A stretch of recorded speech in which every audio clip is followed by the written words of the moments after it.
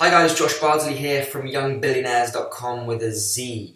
I haven't done one of these in a long time. I said I was going to do one of these every week because obviously I read a book a week and then somehow, we got busy and it just didn't happen. So I'm going to do another one now because I think the last one got some pretty good takes on it, and I enjoyed doing the last one. So here we go. So here's a book review. The book I've just finished. Actually, I finished it a couple of weeks ago, but I feel like now I've sort of digested it. I've read over a few more things in the book, and I wanted to really share this book with you because I think it's amazing.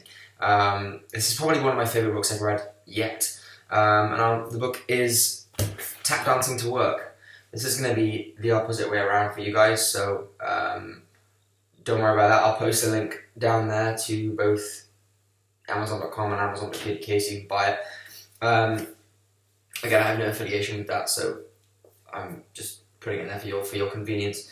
So yeah, it's called Tap Dancing to Work. It's by Carol J. Loomis. It's basically a collection, because Carol J. Loomis is a Fortune magazine article writer, or was a Fortune magazine article writer, and she's also the pro bono editor, so she edits Warren Buffett's famous annual report.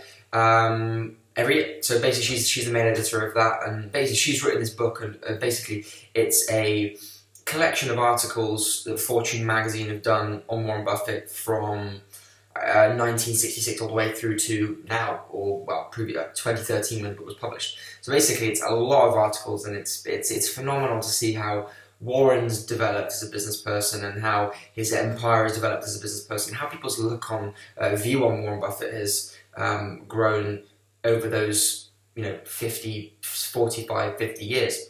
So it's very, very interesting to start right back at the beginning, and the first few articles really aren't about Warren Buffett. They're just he pops up in them, and this goes back to the time where he was in Buffett Partnership, and when it was probably his last time he managed a hedge fund.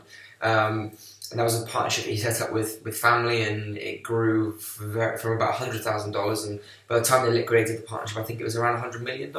So you can see that his returns over those, say, 12, 13 years are pretty phenomenal.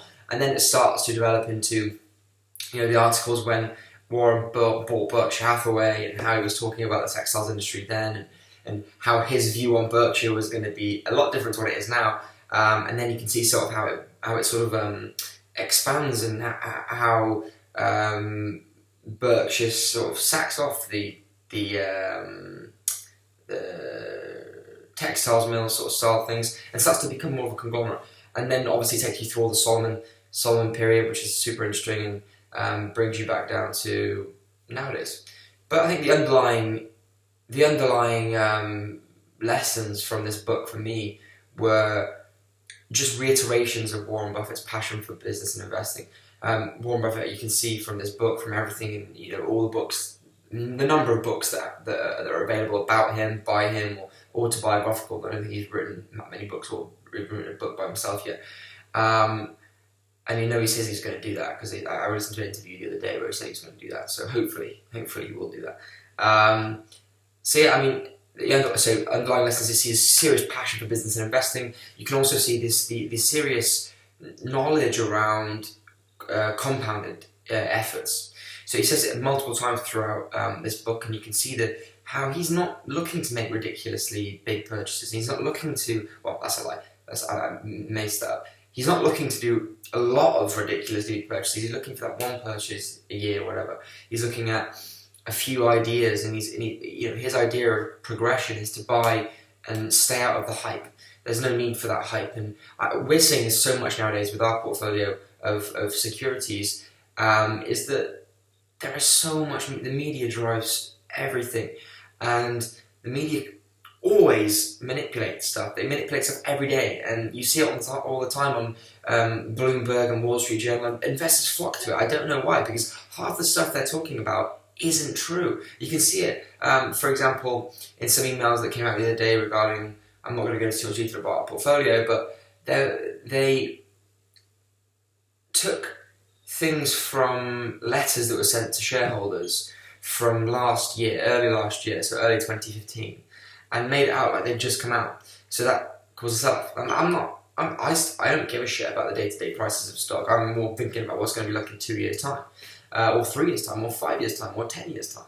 I want to buy the business because I want to buy the business, and that's something that this teaches you, and Warren Buffett teaches you, is that when you're investing in property, businesses, stocks, whatever, you're going to be the herd of sheep are going to be running around, and someone's going to be shouting prices at you every single day. Someone's going to be shouting media scams and oh my god, this company just did this. They're going to go to jail. The whole company's going to collapse, or this company's going to go bankrupt, or they're going to default on credit notices. Whatever.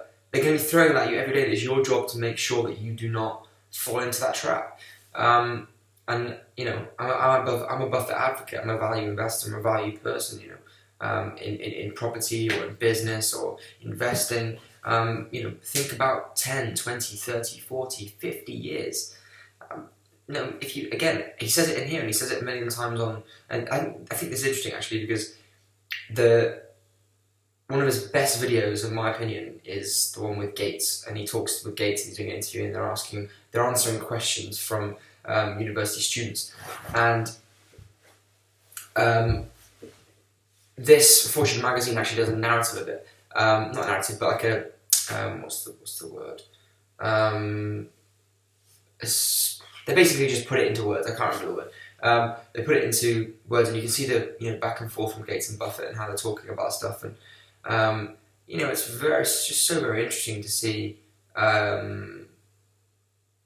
you can get the two richest people, probably one of the two most successful people in the world into the room, and they're very, very similar in the sense that they don't take crap from the outside world. They don't bother. They want to just get on with and do everything and make progress every single day, and they want to build businesses, buy businesses, build businesses that are successful, and they're going to provide them earnings over the years. Microsoft, they're a bit different in terms of actually what they do, obviously.